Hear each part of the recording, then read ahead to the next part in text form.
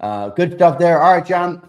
Good breakdown. With 12 practices in and a preseason game. Now we have a lot here on the horizon this week with joint practices with New England. Who are these most important for, John? I think I'd like to say the offensive players, but it feels as though Sean Mannion's going to have to eventually take steps forward. Now, I don't know if he's going to get the reps he needs in a practice environment. That's more for players. How do you see this upcoming week versus New England and joint practices? And who do you think it's most beneficial for if they take advantage of it? Well, definitely the offense. Definitely Sean Mannion, because he's the one who needs the reps, so to speak.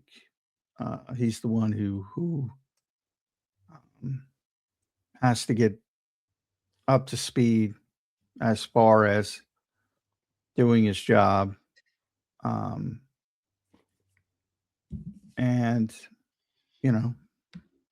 let's be honest, Vic could do this shit in his sleep. So, the defense is it seems like we give him a pass, but it's not that I give him a pass. I don't like the way Rick Woolen's playing. I haven't talked about that enough. But now I see why he got the contract he got. I don't agree with. I don't think Michael Carter. I think Michael Carter's one of your better. Michael Carter's a better football player than Marcus Epps. Flat out. I don't like the mentality. Oh, well, he's the backup nickel. He's the dime back, which you rarely use, and he would be a backup safety. I love that versatility, but at the end of the day, he's a better safety than Marcus Epps. Let him play. But these are little things compared to the offense. My disagreements. So I'm not giving him a pass. There's some issues over there. But compared to the offense, you can't. There are so many things you got to fix on that offense. You can't even get to the defense. If you're Nick Sirianni, you're plugging holes. And ultimately, look, we normalize this hire, and it seems like I'm picking on Sean Mannion, but I'm not. This was from where they started and where they ended. This hire got normalized very, very quickly. And by that, I mean, they went into the process thinking we need a veteran guy. They wanted a former head coach, a veteran guy with significant experience play calling coming off Kevin Patullo, who had no experience play calling. That's where they started. And they wanted Mike McDaniel. Then it was Brian Daboll. And so on. And then that's where they ended, because those guys wanted to go different spots for whatever reason. Maybe, in the case of Daboll, maybe he just didn't want the pressure because he picked a questionable spot, but he's also friends with the head coach. So all kinds of things can factor into decisions like that. And where they ended up with a guy with less experience than the guy they got rid of, to the point, and the box stuff bothers me probably more than it should, because just from listening to Sean, and I don't know if anybody heard him yesterday, but he got asked about calling plays from the field or the booth. And he said it was smooth. I felt comfortable. I thought our staff did a great job. The communication was clear. We didn't have any substitution issues. We didn't have any play calls get jacked up where we got caught with them substituting late or anything like that. I thought the lines of communication were clear.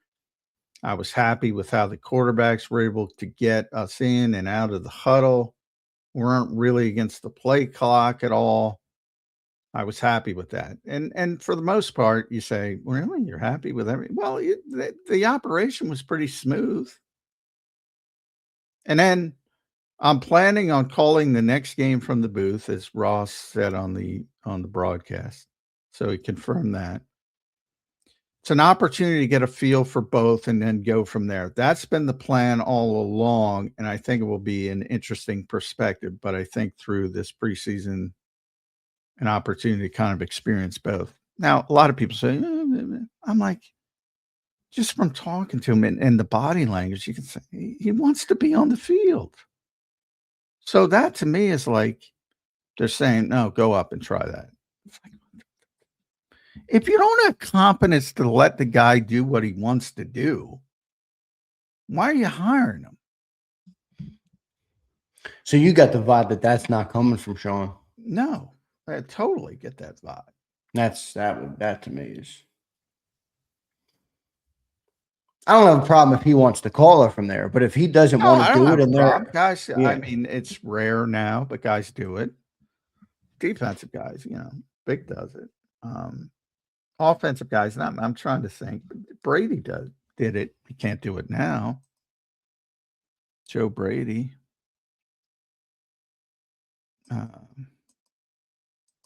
So it's not unheard of, but I'm Sean had expressed before when we talked to him early. He was like, well, I'm a former quarterback. I'm used to it on the field. I want to be on. He basically said, I want to be on the field. He knows how important that communication is in the moment. And that's a lot different than defense because, you want to be hands-on with the quarterback. I mean, he's talked about that. He's literally talked about it several times. So I'm like, why? I don't. And again, they have more call up here. Like they're doing things because they know they hired a guy with no experience. And I'm like, isn't that a red flag? When you're creating ways to get the guy you hired ready because he's not prepared from an experience standpoint. Am I the only one who thinks that's a potential red flag? No, that's a red flag. They have more call-up periods for Sean. Think about that. Yeah, they're focused on that instead of the overall the big picture of the team, the big picture of the offense, which should be paramount, obviously. Yeah. Yeah, it doesn't make sense. So well, what's your thought on Jalen Hurts in this setup? This current setup. Is it an environment that's built for him to have success? Well, no, I've never thought that.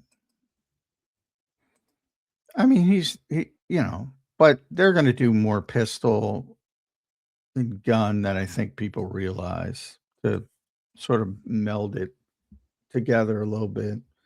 And maybe the pistol is the give and take because in the pistol, you're lined up a little closer to the center and the back is behind you generally. So, you still have that ability to give Saquon more options in the pistol. Similar to under center, whereas in the gun, you're far enough back where it has to be offset. And that basically limits and tips off the defense when it comes to the running game. But, helps the quarterback who doesn't have to turn his back to the defense and yada, yada, yada. I mean, I look, and I always default to Greg Cosell because he said it better than me, so I'll give him credit. I'm not saying he can't do it, but he's never done it before. So why at this stage of his career, and again, I'm going back to college, so that's a pretty extensive sample size. Why after 10 years, a decade basically, where he's played the position a certain way, you want him to play it a different way? Just at its core, it just doesn't make a lot of sense to me. But I've said that from day one. I would rather take advantage of what he does well. Now, there's a lot of things that can overcome that overwhelm that. Maybe he doesn't. Maybe he's pulling the Donovan McNabb. I don't want to run anymore. I don't think he is, but there are things that can factor into that. where you have to change, and it's probably not going to work, but if it's just they decided that by hook or by crook, hey, you got to do this because we like this scheme, which is 2 years behind the scheme they think they like, minimum. That's poor decision making.